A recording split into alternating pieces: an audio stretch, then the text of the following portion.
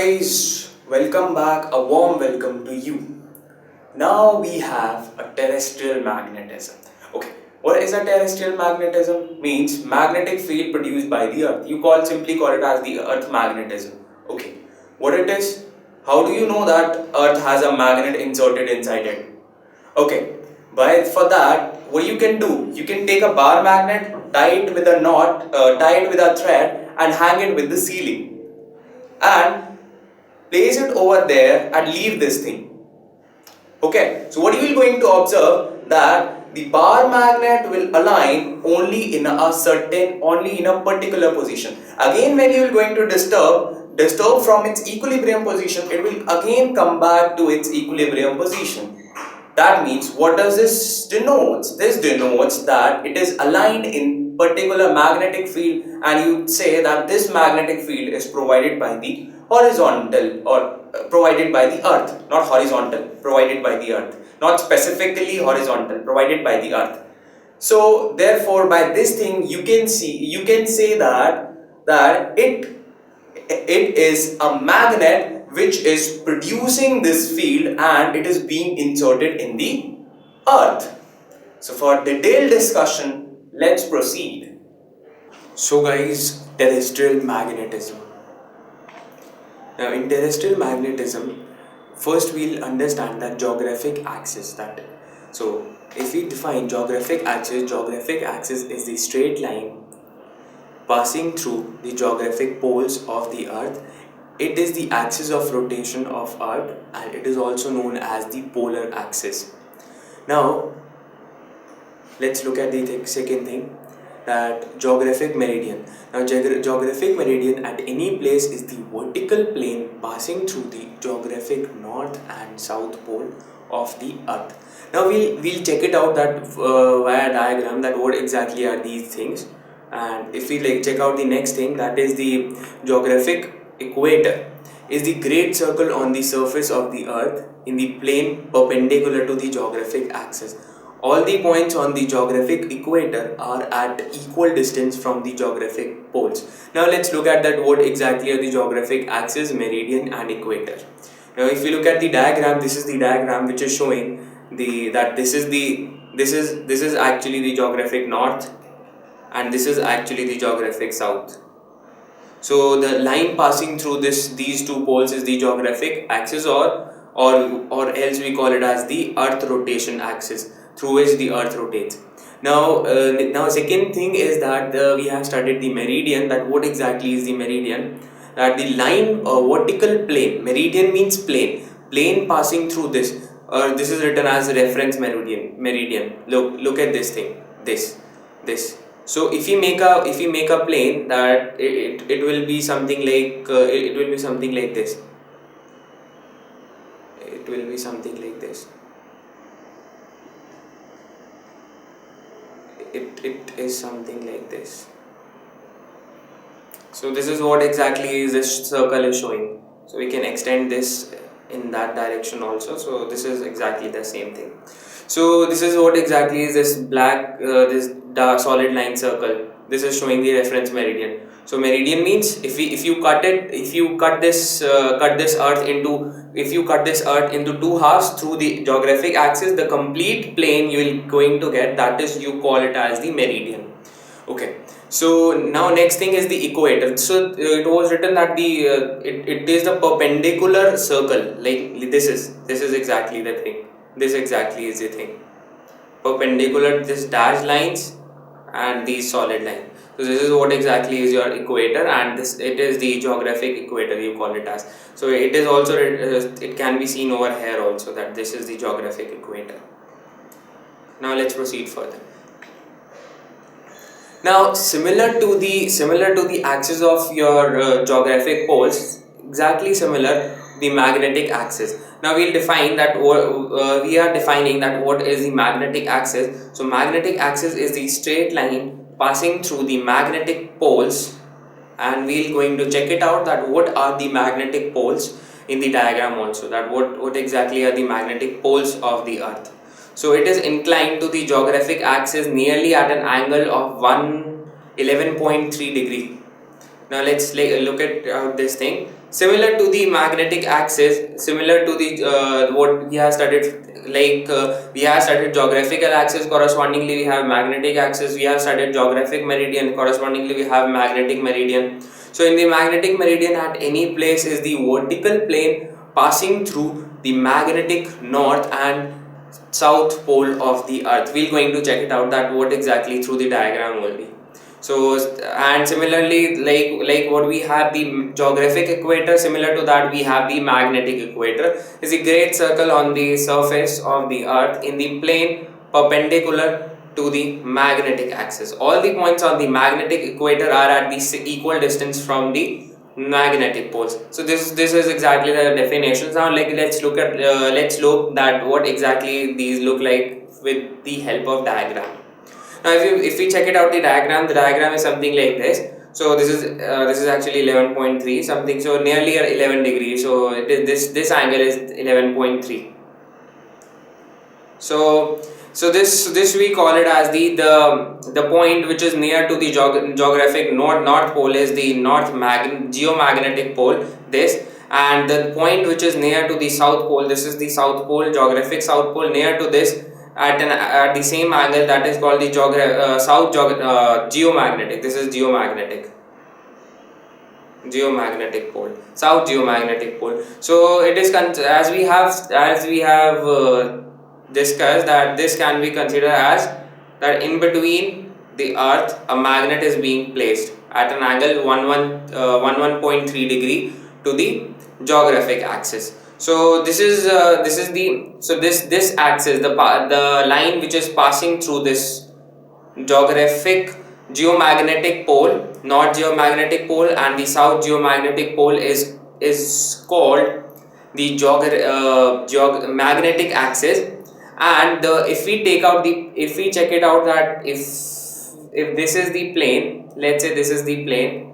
So if we draw a plane something like this which is passing through this, so this plane is the magnetic axis, magnetic meridian, and similarly to this, if this was the geographic equator, so perpendicular to this is the magnetic equator, something like this. So this is exactly the thing, that this is magnetic equator. Now let's proceed further. Now this, if we look at this diagram, yeah, one more thing is that the point should be noted over here that towards the geographic or the geomagnetic pole there is a south pole of the magnet, and towards the south geomagnetic pole there is a north pole of the magnet. Now let's proceed. So this is what exactly we can look at, that what exactly is the earth magnetic field by this picture, that as if the magnet is embedded in the earth and these are the magnetic field lines. So these magnetic field lines are surrounded around the earth. So this is what exactly is the figure. So this is the geographic south pole, this is the south magnetic pole, north magnetic pole, geographic north pole, and the angle is nearly around 11.3 or 11.5. okay, so now let's proceed. So next thing comes is the vibration magnetometer. Is that it is the instrument, in this only it is the instrument used to compare the magnetic moment of the two bar magnets, comparison of horizontal component of earth magnetic field. We'll check it out that in later, we'll check it out that what exactly is the horizontal component of earth magnetic field at two places. So this is exactly, we'll check it out in the later parts, but at this moment we should remember that it is the comparison, but we can compare the magnetic moment of two bar magnet through this method. So this is nothing but exactly I'll tell you about this thing, that what exactly is the horizontal component of the earth magnetic field, that how can we compare this. So in this part only, but later on. Okay, so but if we say that that this is the magnetic field, and magnetic bar magnet is being placed something like this. So therefore what will going to happen, so if this is the north pole and this is the south pole. So in the north pole will experience MB force in the direction of magnetic field, south pole will experience the magnetic force opposite to the direction of magnetic field, what exactly happens with the charges. Okay, so what exactly, so it is the when a bar magnet suspended freely in a uniform magnetic field and is displaced from equilibrium position, it starts executing. We have seen that this is the equilibrium position, that this was the bar magnet, this was the bar magnet, this was the bar magnet. So this was experiencing MB force in this direction and this was force MB in this direction. Now this is in equilibrium position. Now if you displace it, so what will going to happen? So we can see that that we are disturbing the equilibrium position, so torque acting, so therefore torque will going to act on the magnet and this torque is equals to minus MB into 2L sine theta. We have studied earlier in the earlier parts also that this is the MB sine theta. So therefore this, why MB sine theta? It is this torque is the force between the two, this is the perpendicular distance we consider. This is 2L, we have studied this thing, this is 2L and this thing is 2L sine theta. So either force into the perpendicular distance between the two. So this is what exactly is the thing. So MB into 2L sine theta, so this will going to come out to be capital M B sine theta. Now the negative sign shows that because after the bar magnet gets disturbed, so torque will going to act and therefore theta will become decreased after some time, means theta will continuously decrease, so therefore the magnet will stop after certain time. So therefore we have the negative sign over here. So therefore if we say that theta is very small, so therefore we can write tau is equals to minus MB theta. Now if alpha is the angular acceleration of the magnet and I is the moment of inertia of the magnet, we can write tau is equals to I alpha and therefore what we'll get minus MB theta. So therefore what we'll going to get, time period will going to come out to be, and we know this thing, time period is 2 pi angular displacement upon angular acceleration, so therefore we'll get this 2 pi under root I by MB, and this is the condition of this I alpha is equals to minus MB theta. That means acceleration is directly proportional to angular displacement. Angular acceleration is directly proportional to angular displacement. So therefore the condition for SHM, so therefore we have the time period is this. So we have to remember this formula that T is equals to 2 pi under root I by MB. We have to remember this formula. So how can we find out the earth magnetic field? By if we place the magnet when the bar magnet comes to rest, if we place the magnet in the natural magnetic field or the earth magnetic field, so therefore this B will going to get replaced by BH, that is called the horizontal component of earth magnetic field. We're going to check it out. Okay, now let's look at the example. Now at a certain place a bar magnet makes 30 oscillations per minute. That means frequency is given as 30 oscillations per minute, that means 30 by 60 per second. So therefore this is 1 by 2 second inverse, or time period can be find it out as 1 by nu, that is 2 seconds. Okay. So at the another place where the magnetic field is doubled, the time period of its oscillation. So we have studied the time period can be written as 2 pi under root I by MB. So therefore what they are asking, that if the magnetic field becomes doubled at other place, so we can check it out, the same bar magnet, so therefore moment of inertia and M will not going to change, so these will remain constant. So therefore the dependent will only comes out on the B, that means time period is inversely proportional to square root of B. So therefore we can write it as T1 by T2 is equals to under root B2 by B1. So therefore T2 will comes out to be T1 under root B1 divided by B2, and B2 is given as 2B1 because we have doubled the magnetic field. So therefore this will T2 will comes out to be T1, that is 2 into 1 by root 2. So therefore this will comes out to be root 2 seconds. If we check it out, the options, in the options, option C should be the correct one, root 2 seconds. Now let's move towards the next example.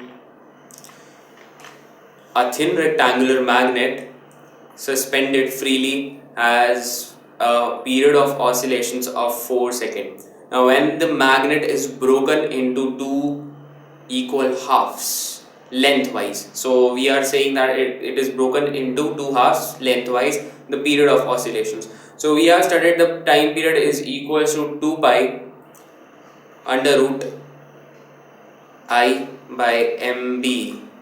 So we can see that there is no change in the magnetic field, because what they are asking that when the magnet is broken into two equal halves, that means if the magnet has the parameters as length, breadth and height, so what we're going to see that if it is broken lengthwise, then height will become h by 2. So therefore we can say that I will become nu I dash, or a new moment of inertia will become I by 2, because we are decreasing the length, means we are decreasing the height. So therefore this moment of inertia, new moment of inertia will become I by 2, and the magnetic field will remain same, nu B dash is as B. And if we talk about the magnetic moment, we know that magnetic moment is equals to pole strength into 2L. Now if we are dividing, or if we are breaking the magnet into two halves lengthwise, then this quantity 2L will remain same. So therefore what will going to change, that means this pole strength will become m by 2. So therefore nu m dash will comes out to be m by 2. So now let's look at that what will going to change by these parameters. Now T1 or T will be directly proportional to I and inversely proportional to m with a square root of both. So therefore we can write it as T1 by T2 is equals to I1 by M1 into M2 by, or M2 by I2 under root. And these M1 was the T1 1 configuration 1, means the subscript 1 represent the initial ones and the subscript 2 represent the final ones. So therefore T1 square by T2 square will comes out to be I1 by I2 into M2 by M1. Now we have seen that new one is I1 by 2. So therefore this can be written as I1 upon I1 by 2 into M2, and M2 is M1 by 2. So therefore this will be M1 by 2 and this will be M1. So as we can check it out that I1 will going to get cancel out, M1 will going to get cancel out. Also these two will also going to get cancel out and we will going to get 1. So therefore we can write it as T1 will comes out to be directly T2, or else T2 is equals to T1, that is given to us as 4 seconds. So let's look at the options. If we look at the option T should be the correct one, that is the 4 seconds. So guys, we have seen that where the bar magnet is hypothetically to be present inside the earth, and moreover we have seen the field lines around that bar magnet. Now I'll come up with a new part, that is the elements of the magnetic field, and for that stay tuned.